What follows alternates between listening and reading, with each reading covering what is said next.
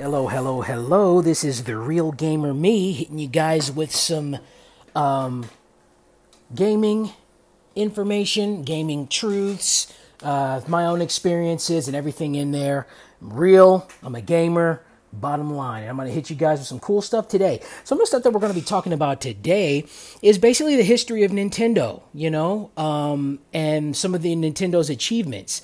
And this is free information, no matter where you are. If you got an internet connection via your phone or your computer, laptop, desktop, whatever, you can go to Nintendo.com. And you go down to the bottom of the page, you're going to see a lot of stuff that they're selling you and things like that. If you want to buy, please do. If not, and you just come in here to see the history like I'm telling you right now, you just go down to the bottom of the page. You're going to see an area called About Us or About Nintendo. And you're going to click on Careers, basically. And from Careers, you'll see in the top portion of the next page that'll come up from left to right. It'll read job openings, benefits and perks, life at Nintendo, diversity and inclusion, and then last but not least, about us. And so you want to click on about us, and it'll have a map of the United States territory. Well, that's what it will have for me because I'm in the United States one. And then it'll have Nintendo history right underneath, all the way down, and a nice timeline. And that's what I'm going to talk about for you guys. So this is from the Nintendo site. It is not from Wikipedia.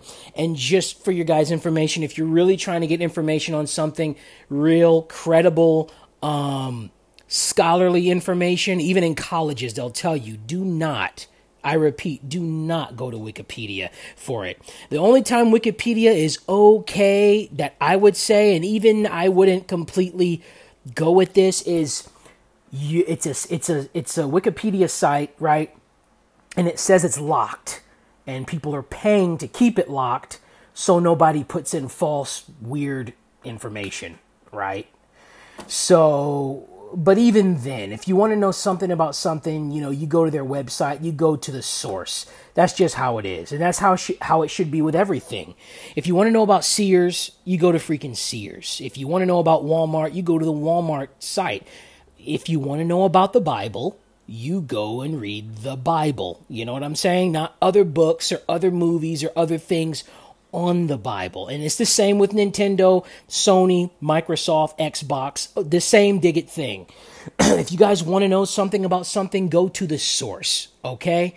And it's got to be credible, it's got to be scholarly, it's got to be real, because anybody can say anything nowadays. And that's something that I don't want to do, and that's why I'm just giving you guys this cool stuff about the video games. And you know what, man, I really feel like I should have a radio show or something. I could invite people on and they could say, well, hey, Mr. Harry, we want to ask you a few questions. You know what I'm saying? And I think that would be really, really, really cool, and interview folks and stuff like that. But anyway, that's kind of, I guess, a dream of mine, and one of the many dreams I have. I dream all the times, and you can have all these dreams, but are you acting on them? That's the question. Well, at least I'm getting things starting to roll with this YouTube thing that I'm doing right now. So I appreciate you guys for tuning in and listening. And without further ado, we're going to go ahead and get to the brief Nintendo history. They're the king of consoles for me. I grew up with them. I really appreciate Nintendo, the characters, the games that they make, everything. It's totally awesome. There's a reason why Nintendo games and their intellectual properties stay expensive a lot longer than, say, Sony PlayStation or even Microsoft. Because the value of them are so high. They're very innovative. They're pioneering. They're creating something new. I mean, yes, their intellectual properties, a lot of them will be the same things, but newer games will add new features on, and you gradually build it. And that's just an awesome thing to do. So you can, the old fans basically know what they're going to get, and the new fans have something new to look forward to. And it's not the same old, same old. A lot of people will like to scrutinize Nintendo for coming out with the same thing or something like that. Hey, consistency is the best. You have any product, you have a restaurant and you're selling any food, whatever it is, consistency is the best. And that's what Nintendo brings to the table. This is why I like them. Their backwards compatibility, playing the old stuff, is always a fun treat. I love Virtual Console, and I'm really hoping the Switch gets more of it. And so far, they're doing good with their the NES channel. What's it called? The NES, the Nintendo Online with all their old games, and they're coming out with them gradually and awesome. But I can't wait till we get some Super Nintendo and N64 games on there, man. That is going to be a dream come dig it true. It's going to be awesome. Anyways, so we're just going to head and get to it now. I want to try to make this video under 20 minutes so I don't have to do a part 2. But if I have to do a part 2, I will, just to give you guys this full thing. I don't want to hold nothing back. Now, one of the reasons I like and respect Nintendo is because they've been around for a very long time. Other companies and developers in video games are rather new compared to Nintendo, and that doesn't make them any less cool or any less interesting. It's just Nintendo has something those other guys don't have. And if you really are honest to yourself, you would recognize this and know this. This is why Nintendo is still out today. Nintendo is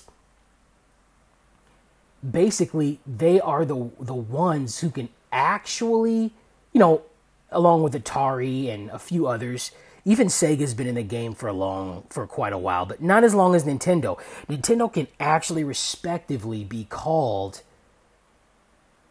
Nintendo has classic stuff, and they make retro stuff, and they make new stuff that isn't retro or classic. But Nintendo themselves have been in this game way more than 20 years, so they passed the classic mark. And we're talking about, when I say this, I'm talking about their games and certain consoles, but Nintendo as a company goes way further back, and that's where we're going to start. So, like I said, you can go to the Nintendo Online, you go down all the way, you go to Nintendo.com, you go to the bottom of the page, you look for About Nintendo or About Us. They'll have this careers as one of the options underneath there. You click careers. After you click careers, you're going to go to you'll see from left to right, job openings, benefits and perks, life at Nintendo, diversity and inclusion, and then About Us is the last one. You want to click on About Us, and that's when you'll see their brief history. If you just go down on the page, and it'll say hello from Nintendo and whatever your language is, and it should have your own map about where you are. Some people are it'll have Nintendo Europe, some people have Nintendo USA, some people have Nintendo Japan. Wherever you are, it should have your little map of where the Nintendo places are located within your region, and then it'll have a brief history underneath. So without further ado, we're going to finally get to that. I appreciate you guys for tuning in, so I'm going to just get straight to it right now. So yes. In 1898, okay, please forgive me if I'm not pronouncing these names right. You guys understand here. I'm going to try my best, though. So, Nintendo history. In 1889, okay, they had Fusajiro Yamauchi, okay, begin a small business manufacturing Hanafuda playing cards in Kyoto, Japan. And so, they have a picture of these cards. I'm going to try to look for these and put them up for you guys so you guys can see it, so don't worry about that. The Hanafuda cards, all right, was the first thing. Then in 1963, that was 1889, okay? And so they've been doing that since then. Now, there's a lot of things on the Nintendo site map that they don't talk about, like Nintendo was a taxi company at one point, okay? They were doing a lot of other things other than just games, but for the sake of the length of the video, we'll just focus on the gaming things right now. So in 1963, they changed the company name to Nintendo Co., Ltd., and started manufacturing games in addition to playing cards. So they still keep their cards going, and now they're starting to manufacture games. In 1978, they created and started selling coin-operated video games using microcomputers, okay? So that was interesting. So Nintendo was, they were in the arcades, along with Sega and along with Namco and along with the other folks that used to do that type of thing, all right? Then you got 1978, they created, I just said that, all right. 1980, they announced a wholly owned subsidiary, Nintendo of America Incorporated, or NOA, started selling the Game & Watch product line. So, Mr. Game & Watch, you want to know where he came from. That character on Super Smash Bros., he came from that. 1981, they developed and began distribution of the coin-operated video game Donkey Kong. This video game quickly became the hottest-selling individual coin-operated machine in the business. So, in the whole business, This is not just Nintendo, not just Sega, not just Namco, not just whatever other folks was making these things. In all the business, it became the most popular. And they made that very clear, well known here. In 1982, they merged the New York subsidiary into Nintendo of America and headquartered in Redmond, Washington, or Redmond, WA. I want to say that's Washington, but I don't know. That could be a different abbreviation. It's like, oh, what, man? You're the real gamer? You don't know your states? Hey, I said I was the real gamer. I never said I was the real map maker or something like that. So, Redmond, Washington. I want to say it's Washington, but W-A, capital W-A might mean something else. So, forgive me if I did that wrong. You guys, hey, just write it in the comments. Help me out. I really appreciate that. I'm always ready, good for constructive criticism. Appreciate you guys for even listening this much. So we're going to continue on. 1983, established Nintendo Entertainment Centers Ltd. in Vancouver, BC, Canada, to operate a family entertainment center. Okay? In 1985, the Nintendo Entertainment System, the NES, launched in America and became a smash hit. It said the control deck on here. Okay? Now, of course, this isn't their total history. This is probably history, regarding America and the places surrounding it.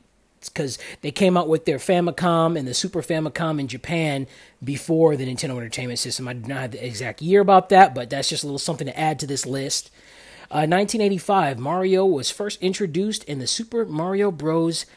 Game. But he was there before that. He was there in another game. Other things beforehand, before he was, had his own title, standalone. So Mario's been around even longer than that. 1986, the character Link made his first appearance in the Legend of Zelda game. So many of you guys know about Link and know about the Zelda franchise, which is awesome. Some people only buy Nintendo just for Zelda games, or even just for Mario games. They'll buy it only for that. And people have their favorite Nintendo characters. Some people like Donkey Kong and Samus from Metroid and all those other things too. So these guys, but these guys are probably among the most popular Nintendo characters here. In 1989, they introduced the Game Boy, the first portable handheld game system originally bundled with a Tetris game.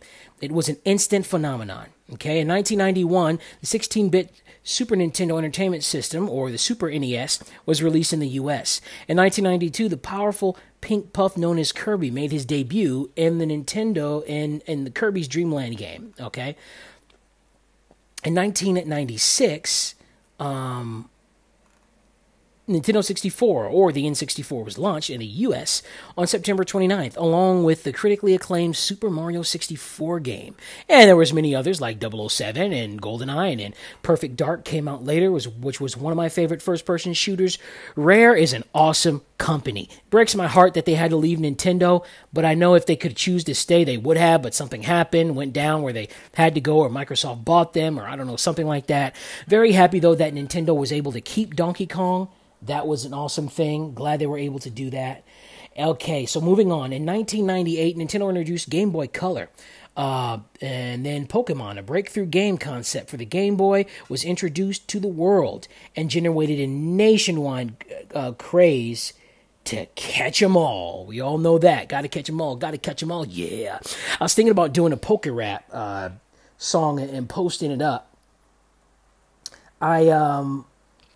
Yeah, so I was thinking about doing that because, man, I love that. The original 150. I'm not gonna say all 850 or 900 or however many Pokemon there is now, but the original 150 poker rap was fun, and I love the way it sounded. They got some guys with some soul, man. You heard those guys?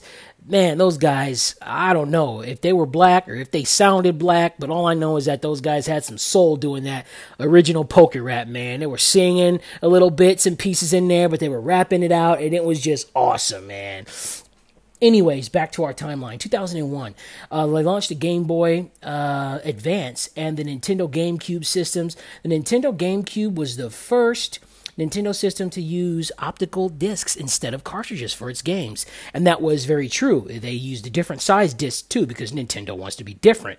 They didn't want to be like PlayStation. They didn't want to be like, any other type of game franchise. They wanted to differentiate themselves, and that's awesome. You want to have a distinct difference about you. You want to be different. And I'm sure there was a technical reason for it, as well as a practical reason for that. Nintendo is just, they really think a lot of things through, and you have to when you make these systems like this. In 2004, they launched the Nintendo DS, an innovative dual-screen handheld gaming system. So that's what the DS means, Nintendo Dual Screen. Now, you can see how they were moving over to dual screen from this type of handheld machine, which is why, the Wii U came into play. And the Wii U's not going to be till later, but just they're hinting at that kind of stuff with coming out with this and seeing how it's received by people. In 2006, Nintendo introduced the Wii system, and with it, several advanced features, wireless motion-sensitive controllers, built-in Wi-Fi capability, and a host of other features made Wii the best-selling latest generation console system in the world. Reggie Fils-Aimé was appointed president of COO and Nintendo of America. I'm not sure what COO means. Man, I wish they would have like the normal one posted here before they start using the abbreviations. But when I see NOA, I know that means Nintendo of America, or NOAA, whatever you want to call it. And in 2008, Wii also became the first system purchased by more than 10 million Americans in a single year. That's awesome success. That's awesome success. That's just really cool to see that. It brings a smile to my face. I don't even work for Nintendo. I'm just somebody who likes them, appreciates their products. 2011, the Nintendo 3DS system also launched, letting users view and play 3D content without special 3D glasses. Now, that's pretty cool. So you didn't need to worry about putting on glasses. You know what I mean? That was kind of annoying back in the day when we used to go to 3D movies and stuff. You had the red 3D glasses, the red side and the blue side. And nowadays, 3D glasses, they look so cool. They don't even have the red and blue on it. They don't even have any color in it. They just look like normal glasses, and you just put them on and stuff like that. In 2012, the Wii U system launched with an innovative Wii U gamepad controller that offered users new ways to play together, including off TV. This system also introduced support for amiibo accessories. Okay? And in 2015, the Splatoon game launches, introducing the Squid Kids known as Inklings. So they're squids from like Mario's game, right? It's basically a spin-off from Mario. You got to keep that in mind. Remember when he would go on the swimming levels and you'd have those squids that would be swimming and you don't want to get hit by those dudes? Well, basically, this is, basically a game that's all about them and devoted to them, basically. It's basically they turned into human form and they look like kids, and they look like, squid kids, like they said. Some are boys, some are girls, and I thought it was a pretty nice creative idea how they did that. 2016 launched the first Nintendo mobile app, Miitomo. Over 10 million users downloaded this app. Okay, I made another video where I was talking about that, and that's where my avatar of my Mii comes from. I created him in that app, Miitomo, took a picture of him, and then that's what I use for my avatar that you guys see when you go on my channel. That's what the thing was called,